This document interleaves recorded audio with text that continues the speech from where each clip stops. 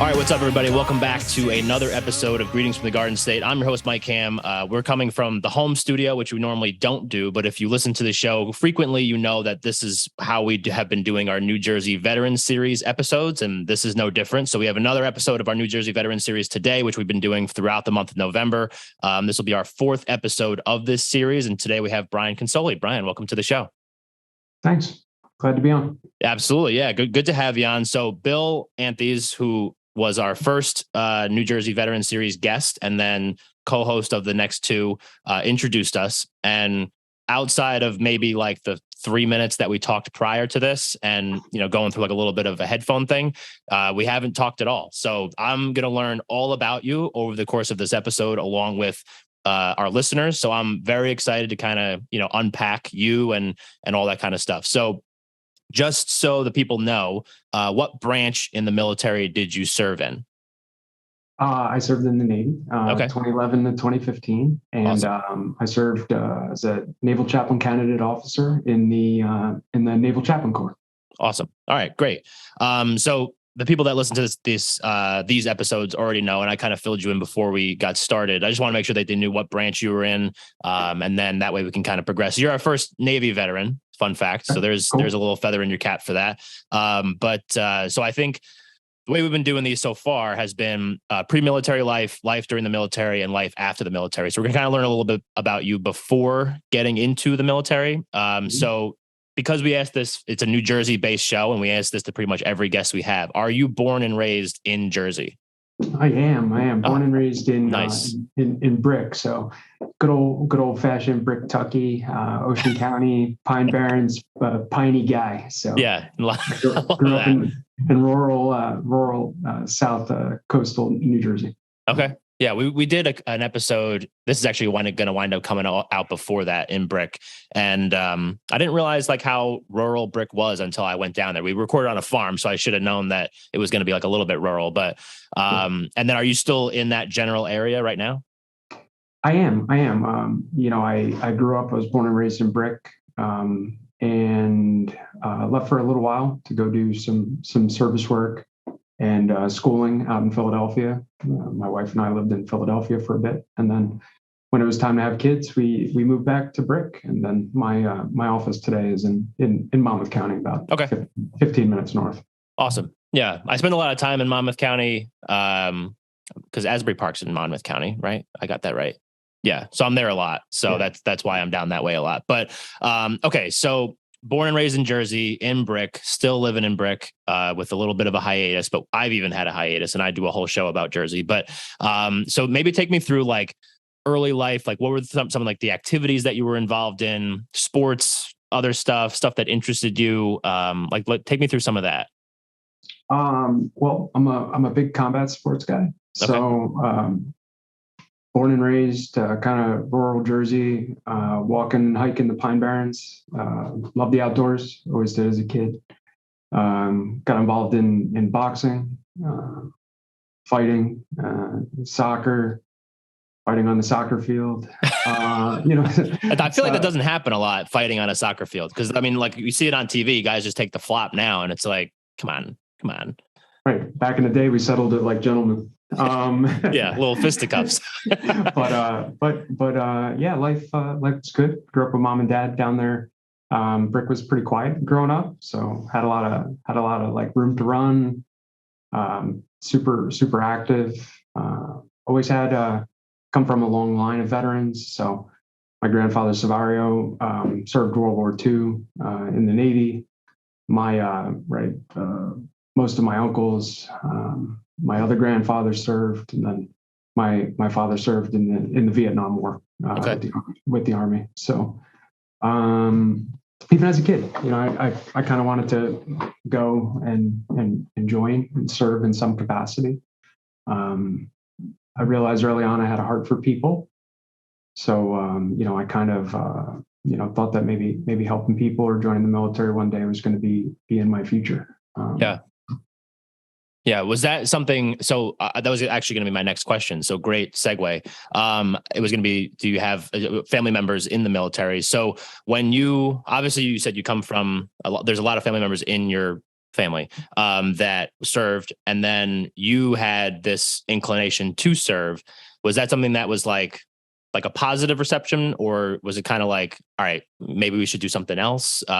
Maybe take me through like that kind of like family dynamic. Because I feel like some people that I've talked to, whether through this show or other veterans that we're going to wind up having on the show eventually, it's like, if they come from a long line of veterans, it's sometimes like the mom is like, come on, like another kid in the military, like I can't handle that, like that kind of thing. Or it's, a very well received and they know that it's part of like that person's journey. So maybe kind of like, what was that experience like for you? Yeah, good question. We're very pro American household. We're very libertarian. We're very pro freedom. Pro doing the research and making your own decisions in life. So my parents gave me the keys to kind of make my own decisions, and my father and mother were always supportive. I do have to say that I got into a fair bit of trouble in my teen years, mostly associated with those good old fashioned fisticuffs. But yeah, I did have some trouble, and my thoughts of initially joining the military in my early teen years were kind of thwarted by some of that, because going through high school and then coming out of high school, I was kind of in a bad spot, and it delayed that path, which I'm happy to say kind of led me on the journey I was on today. But Right. I had to get over that hump. So parents were always supportive, but they had their hands full with me kind of making decisions into those teen years. Yeah. Just combustible elements, I guess, just happening out there in rural Brick County or Monmouth County. Yeah. I did well in school. I did good in sports, but I had a bit of a rebellious side, a bit of a side that kind of wanted independence and adventure. So, yeah. I spent my teen years kind of getting in and out of little bits of trouble here and there. I muscled through. But yeah, my teen years are when most young men enlist. Were delayed a little bit by kind of rectifying those issues from the past. Right. So, so you mentioned kind of like delaying that process. So after high school, I guess, what was like the next step? College, or was it eventually enlisting? What was that process? Yeah. So, post high school, I was a little unsure. I actually got into a bit of trouble. I got arrested for drugs and for fighting and for driving around drunk like an idiot, like young angry men sometimes do. Sure. And so that was the moment. I was at 18, and that was the moment where I kind of had a bit of an epiphany and a bit of a paradigm shift. I met my current, my wife, then my current wife, my future ex-wife. You know what I'm saying? Right. Yeah. I met Caroline when I was 18, and I was in a bad way, and I happened to actually, hang out with her and her family, because mine was kind of we were at odds at the moment, and they took me to church one day, and I don't know what it was. I don't know if I was desperate enough, or downtrodden enough, or depressed enough, or sick enough of being sick and tired at the time, but I perked my ears up a little bit, and I at least heard that there was hope for my life. That no matter how bad you screwed up, at 18, there was opportunities for renewal and rebirth. And I started taking my life a little bit more seriously then. Yeah. So I didn't go to college. I made it a point to invest time in myself, invest time in my family, for a few years causing chaos. And I didn't go to college until I was 21. Okay. So from 18 to 21, I stayed home. I worked. I worked the graveyard shift at ShopRite and Brick, stocking shelves from 11 a.m. to 7:30 in the morning. Went a little bit to part-time school to try to figure out maybe what I wanted to do. So I took some business classes. I took some social work classes. I took some, psychology classes. And I had something in my heart that was calling out to maybe step up and help people. So, yeah. 21, I started studying. I went to a 4-year school, and I did my first undergrad degree, which was a bachelor's in science with a specialization and focus on counseling and social work. Okay. And in tandem, so from 18 to that time and forward, for about 8 years, I worked in and out of the social work industry. So I worked in the Philadelphia public school system, doing one-on-ones with kids and working on child study team. I worked in my local church, doing counseling work with young people and their families.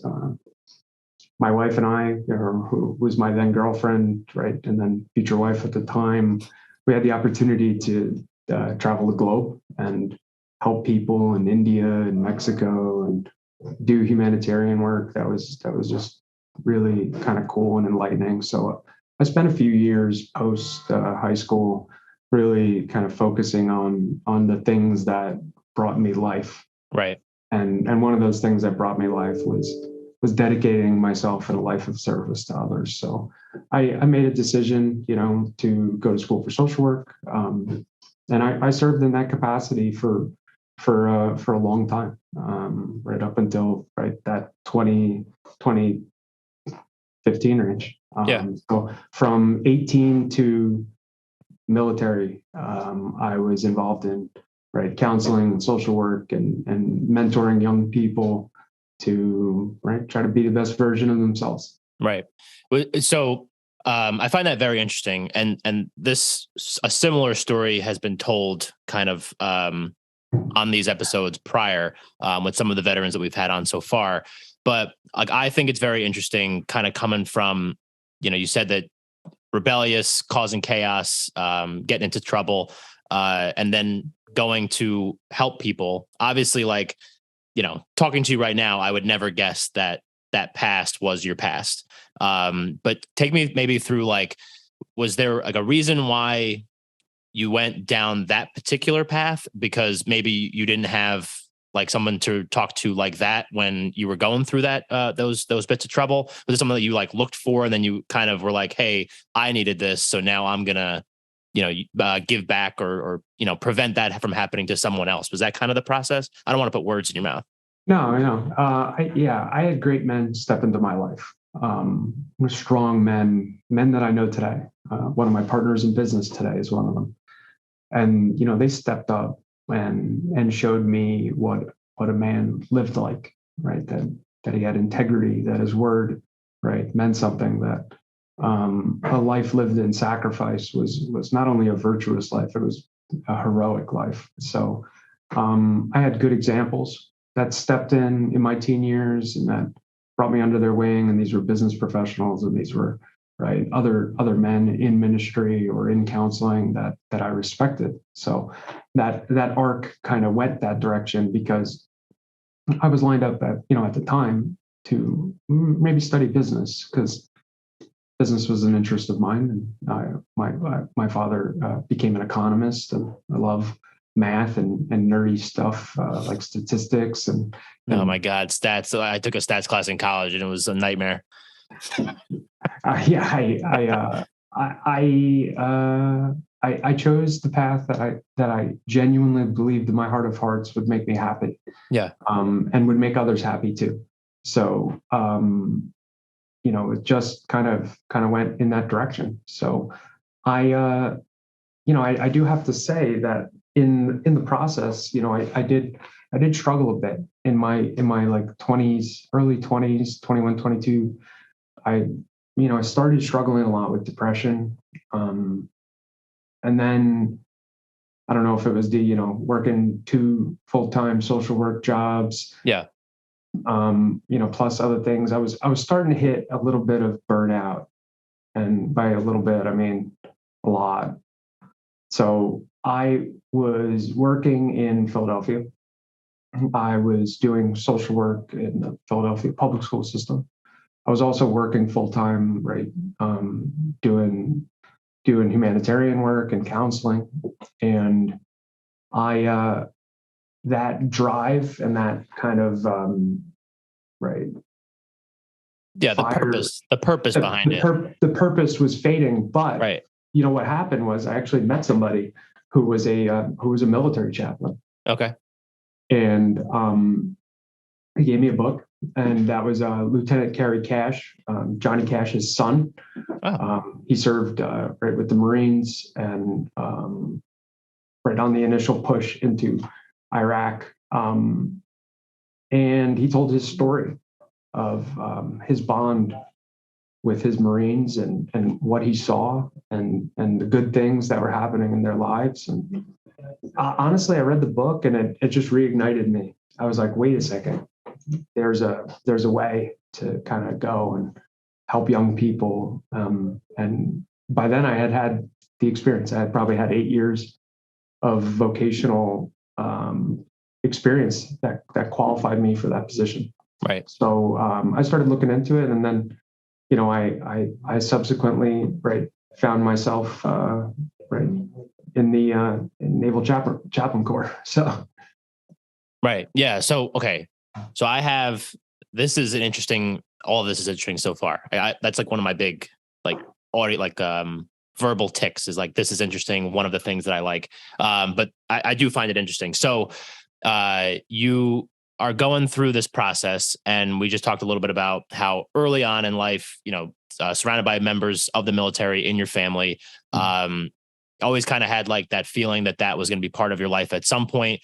And then you find almost like this new path that kind of like makes you feel whole, I guess, at the beginning, kind of like lose the fire a little bit as you're kind of progressing through that. And then kind of coming back to something that was something that you had felt in kind of like almost, I want to say like a previous life, you know what I mean? Because like, in my opinion, just hearing your story so far, it's almost like you're two different people up to this age, whatever you are, like 22, 23, whatever you said. Was that something that was like, I mean, I know you said that it was, the telling the story and like all that kind of stuff, Kerry Cash, telling that story kind of like ignited you a little bit more, but was there a hesitation being that you had kind of like almost kind of pulling on something from old Brian and putting it into new Brian to kind of like help new Brian get to another level? Yeah.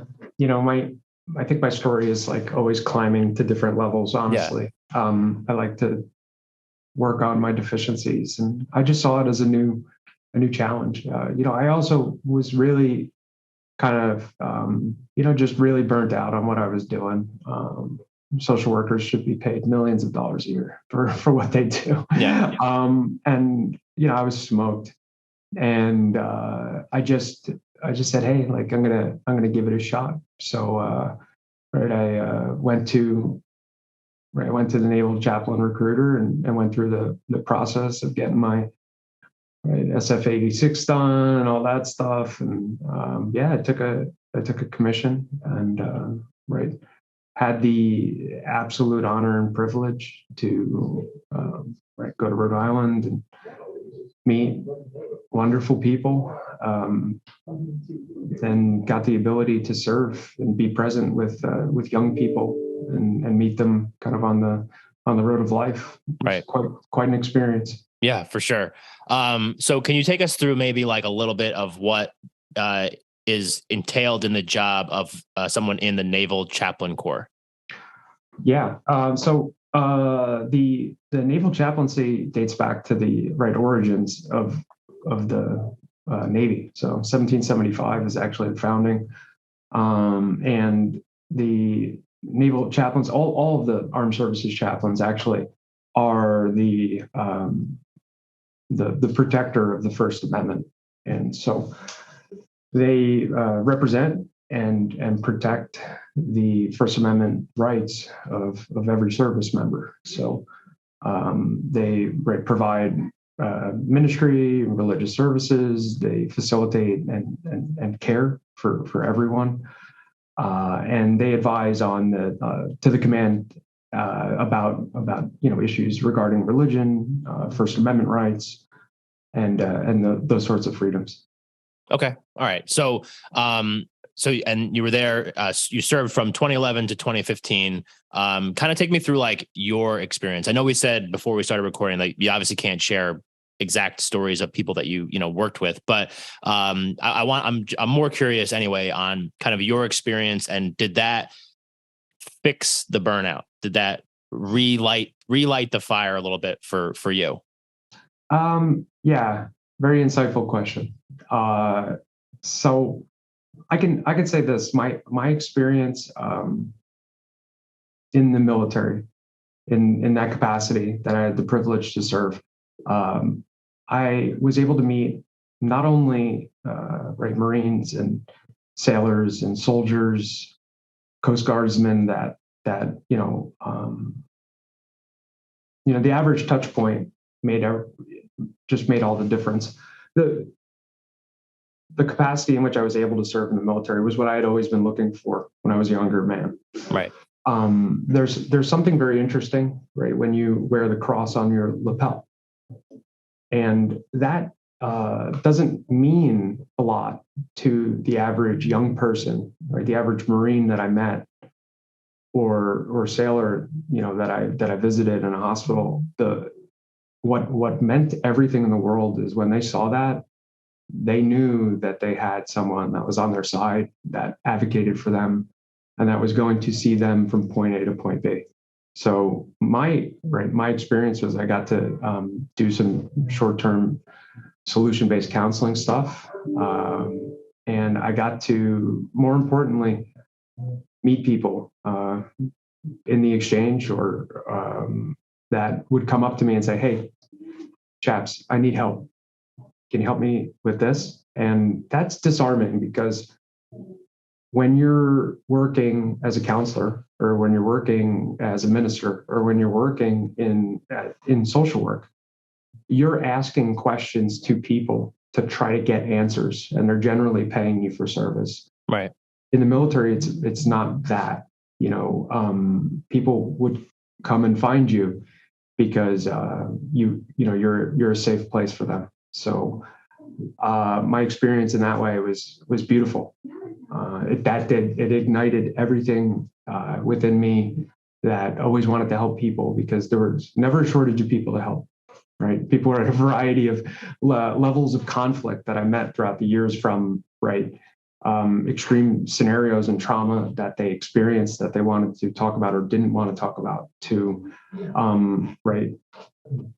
suicidal ideations, and or just, "Hey, chaps, I got a problem with my kid. Can you help me?" And every time being able to kind of step into that gap and facilitate and care for the Marines and sailors that I served with was a wonderful, wonderful experience. Yeah, no, I love that. So, trying to approach this question the right way. So, kind of going through that and having those experiences and working with those people. I mean, like, because we've talked a little bit about on the show already in the rest of our series, and you had mentioned a couple scenarios where, like, dealing with certain things like that. Is it because you don't have to ask the questions, but you're also dealing with people that are going through certain things in some cases that the normal Joe like me would never experience? Like, I most likely will never experience combat in my life.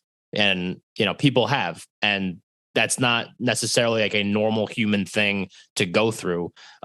So, I mean, I feel like it's almost kind of two different challenges. Like, you're dealing with stuff that might be on more of an extreme level, but also people that are willing to come up to you and talk, so you don't actually have to start prying and like whittling away at like what's actually bothering them. So is that kind of like a new experience, I guess, almost, and kind of like maybe any challenges that presented themselves with that?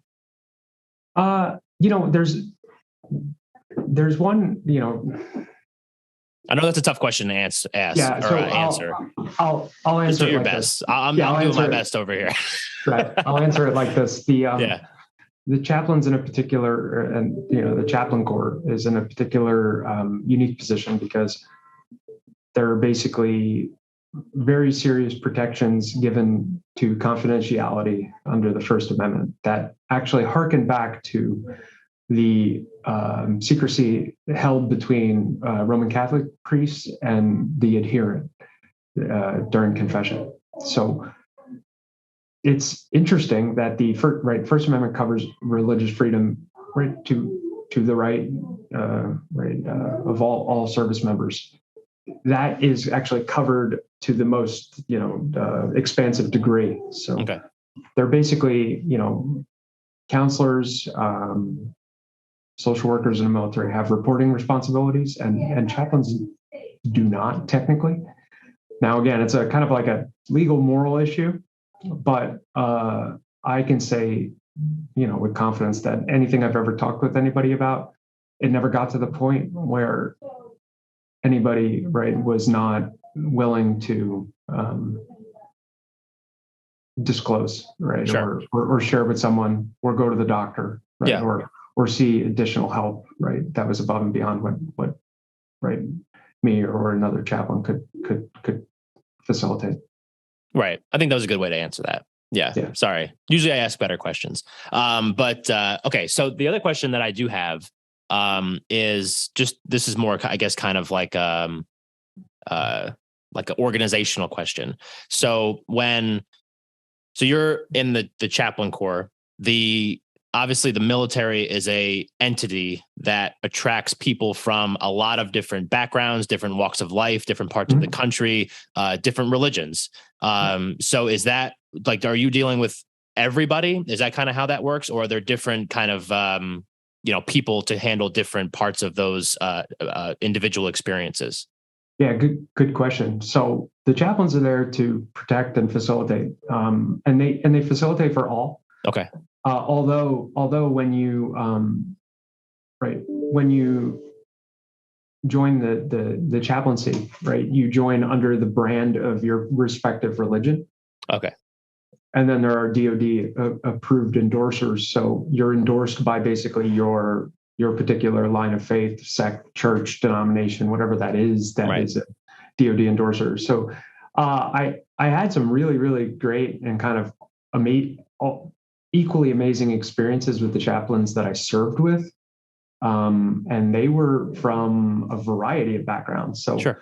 I served in the capacity of like a non-denominational, just kind of more generic Christian. I served with Roman Catholics that served on the same team as the Pope in the Vatican. I had one chaplain that served part-time, a reservist, similar to myself, and he served in the full-time capacity as chaplain of Harvard Divinity School. Oh, okay. I served with Orthodox Jewish rabbi, and I served with the first ever Buddhist chaplain. So, wow. Now, basically, the military just enables for there to be enough chaplains. I think there's about somewhere between 700 or 800 in the Navy that cover everybody for the most part, So you have your Christians, which are basically non-denominational or Catholic. You have Jewish, Muslim, Buddhist, covering everybody. But they enable it so that there's chaplains that facilitate for the demographic that serve. I gotcha. And I think that would be, just kind of like knowing you for the last 30 minutes. I think that almost could be even not more fulfilling, but fulfilling in a different way, because it's like, not only are you helping people and going and doing your thing, like makes you feel fulfilled, but you're also surrounded with people and serving with people that come from different backgrounds, but also have like a similar, almost like mindset, mission, almost in their head. So it kind of, at least in my opinion, I think that would be really cool, because it would almost make me more open to different ideas and more well-rounded and all that kind of stuff. Yeah, I made it a point, even going through chaplain school to attend their services, to speak with them privately about their own beliefs, and to sit down with a bourbon and a cigar and have more complex conversations. Yeah. I had the most amazing conversations with the Roman Catholic priests. They shattered a lot of my preconceived notions about what priests were. Yeah. And I was happy to have those experiences, and we've stayed in touch over the years. Yeah, that's awesome. I love that. And obviously, a bourbon and a cigar, you just break down all barriers. That's a great way to do it. Okay, so 2011 to 2015, you're serving. What was the reason, I guess, that you decided to leave the military and then go back to a civilian life? So, I had alluded to, kind of earlier. I was kind of hitting a place after 7 or 8 years vocationally, that I was kind of burning out, and the serving in the military was a calling, and but that kind of crept back up, and I was burning out, and I made a decision. So, right, I was having the opportunity to supersede and stay in full time, and right, I had my wife and I were married. We hadn't had kids yet, and I had this like crisis of contemplation. I started really thinking a lot about my integrity, and I was starting to struggle more with the depression, and wasn't really climbing out of those fogs so well. And I started asking internal questions that matter, which was, can I continue to care for people if I'm not feeling healthy? And I thought about that for a while, and I thought about it, and I discussed it with people that I trusted, and I was trying to think if I could make a career out of helping people. And every way I looked at it, the ultimate answer was no, I couldn't do it. Yeah. I thought that I wasn't healthy enough at the time. So I got out of the military. I'm happy to say I honorably served. And my transition started. And I have to say that my transition out of the military was really dark and kind of difficult. It's my own story. It's mine. But I found myself at the tail end of being involved in a decade of service. And I had, at that point, 10 plus years experience. I walked away from lucrative positions in business. And I studied both in my first undergrad degree and my first grad degree, social work and counseling. And I was burnt out on it, and found myself kind of in a dark place, kind of in that transition.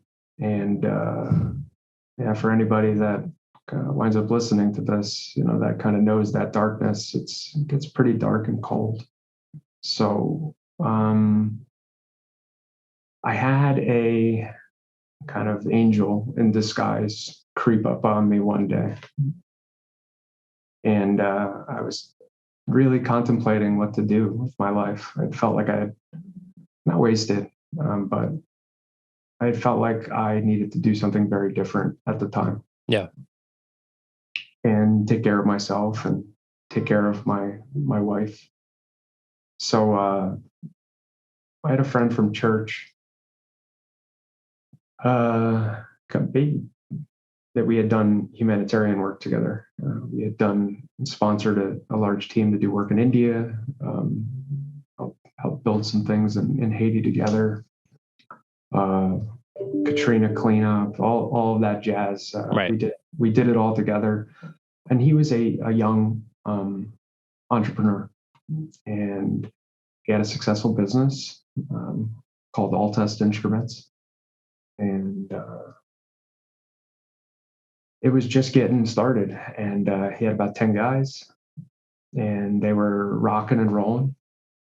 And he met me at church one day after church. And again, it's another opportunity where a man that I respect came to me and said, "Hey, listen, I know you're having a hard time.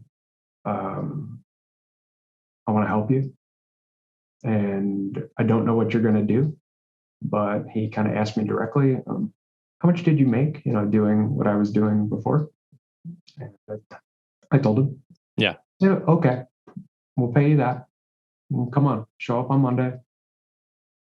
I'm going to sit you outside my office, and we'll find something for you to do. And yeah, that was right almost 10 years ago. I was in my transition there, and I'd be ecstatic to tell you that like life just immediately got better. It really just a great comeback story. Yeah. Right. This is a hindsight judgment after the next decade, right? It's like I just showed up every day. I laced up my boots. I showed up. I worked hard. Tried to be the best version of myself I could be. And long and short of it is I was given increasing responsibility. I got to the point where I was doing a lot of marketing and technical selling and buying for the company. And I had that kind of fire reignite. I found a purpose for living, which was being in business and entrepreneurism, and then figuring out ways to help people here, and through business and through sound moral decisions and good fiscal policy, and finding ways to raise the ship and get everybody paid. So I've been serving now. I'm a partner here at Altest. I serve as one of their vice presidents, and happy to say that I have never been happier. Well, that's awesome. Well, I'm happy for you for that.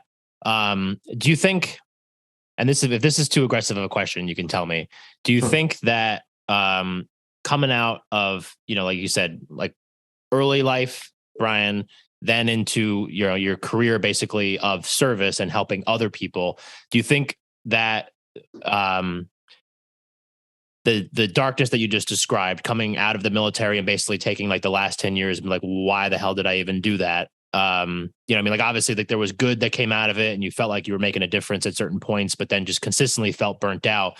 But were you also making sure that you were also kind of like filling your own cup up and the stuff that you were helping with, helping other people with? Because obviously, like you said, you had experienced some of those things over the course of your life. And I think, and like, I mean, I have gone through, various things, not the same, different, but everybody's story is different, like you mentioned. But I do think that there's times where you constantly put the focus on other people and not on yourself. So do you think that was part of the reason why that you kind of like went down that road? Yeah, great, insightful question again. So short answer is yes. Longer answer is again, hindsight judgment coming back, sure. being wise now and understanding like, oh, if you don't take care of yourself, right, in the way you should, or as aggressively as you take care of others, right, you're going to suffer. And that vacillates today, right? Even today we have a staff of 30. Right.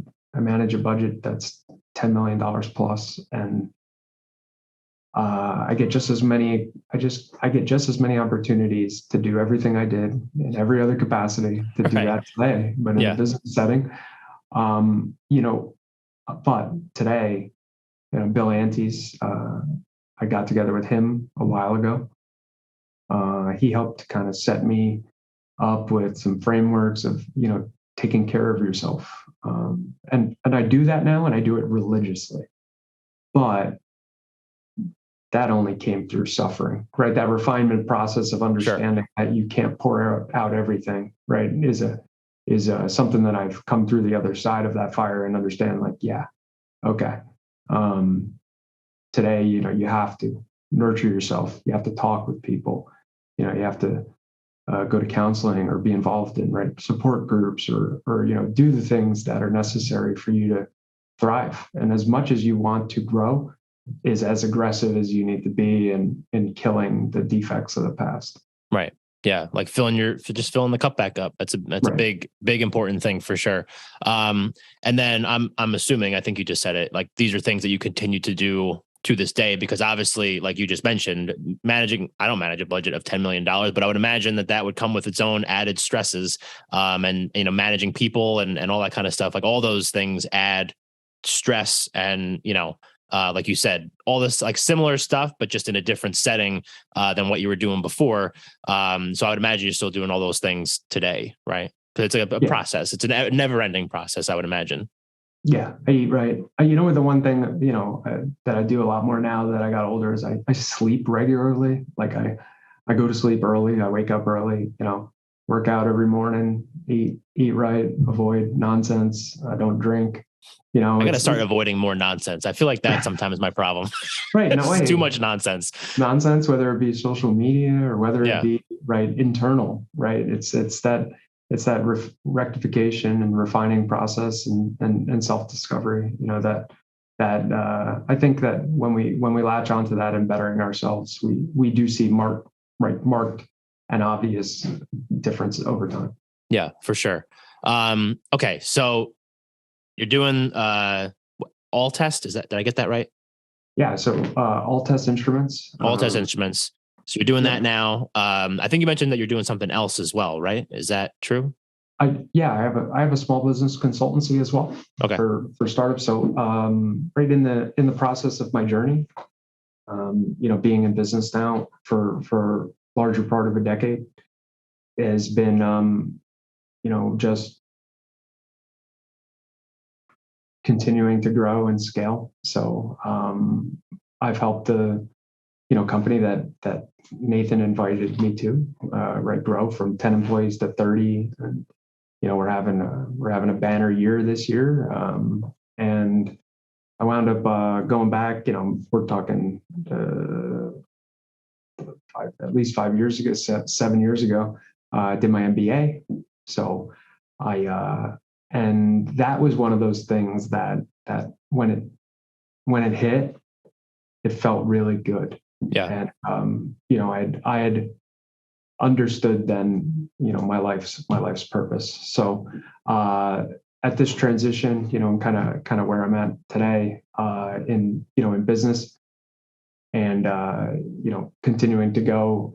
We're doing big things. So All Test Instruments is a invention and innovation firm. We help rebuild, design, and test all of those things used in defense applications, consumer electronics, cell phones, cellular systems, anything that goes into space, anything that goes or is attached to or works with one of the American warfighters or friendly nations. Anything that is on your cell phone or that navigates or communicates with it, anything Bluetooth, we're involved in all of that invention and innovation ecosystem. So we have a lot of fun there. And then I have Brera, which is my small business consultancy, and we help startups with sales, marketing, general kind of management principles, business strategy, and stuff like that. And we've seen tremendous success there as well. Yeah, yeah. And so I would imagine also that the fact that you are making sure that you're practicing filling your cup back up religiously is also helpful because, as I mentioned to you before, when you asked me, what do I do for work? And I rattled off three different things. It's like adding a lot of stuff to your plate, just like you said, adds more stress. So making sure that you're managing that correctly, and all that is definitely key. So do you, this may be a hard question to answer, Mhm. but do you ever kind of like take a moment to reflect on where you are now and knowing kind of like the different, I don't want to say like holes you fell into, but like different moments where you just felt burnt out and felt depressed? Do you ever kind of like look at yourself now and kind of see, like, almost be like, wow, that's such a crazy path that I've taken from then until now? Oh, it's quite a story arc. But yeah, I stop often and have tremendous gratitude for my life. Um, everything happens for a reason, and I don't just say that. And then the reality is that